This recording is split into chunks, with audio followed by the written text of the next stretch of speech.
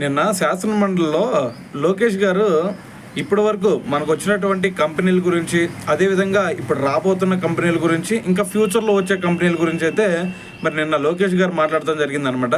అయితే దాంట్లో భాగంగా ఆయన ఫస్ట్ చెప్తుంది ఏంటంటే, అంతకుముందు మనకి అనంతపూర్లో చూసుకుంటే కియా రావడం జరిగింది కదా.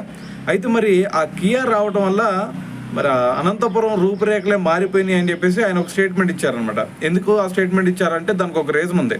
అయితే దానికి లోకేష్ గారు చెప్తుంది ఏంటంటే, కియా రాకముందు అక్కడ అనంతపురం ప్రజల తలసరి ఆదాయం చూసుకుంటే కేవలం 70,000 వాటికి మాత్రమే ఉండేది. కానీ ఎప్పుడైతే మరి కియా వచ్చిందో అప్పుడు వాళ్ళ తలసరి ఆదాయం 70,000 నుంచి ఏకంగా 2,30,000కు పెరిగింది అని చెప్పేసి ఒక స్టేట్మెంట్ ఇచ్చారనమాట.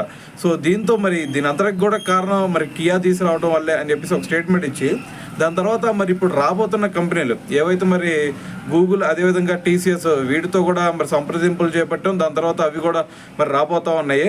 సో మరి ఇంకా ఫ్యూచర్లో చూసుకుంటే మేము ఇంకొక 3 లక్షల కోట్ల పెట్టుబడులకి చర్యలు అయితే తీసుకుంటున్నాం ఎప్పుడు అని చెప్పేసి ఆయన అయితే ఒక స్టేట్మెంట్ ఇచ్చారనమాట.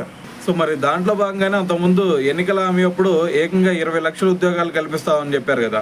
సో అందుకని చెప్పేసి మేము దాని గురించి ఇప్పుడు చర్యలు తీసుకుంటున్నామని చెప్పేసి ఇప్పుడు మండలిలో లోకేష్ గారు అయితే దీని గురించి మాట్లాడటం జరిగిందనమాట.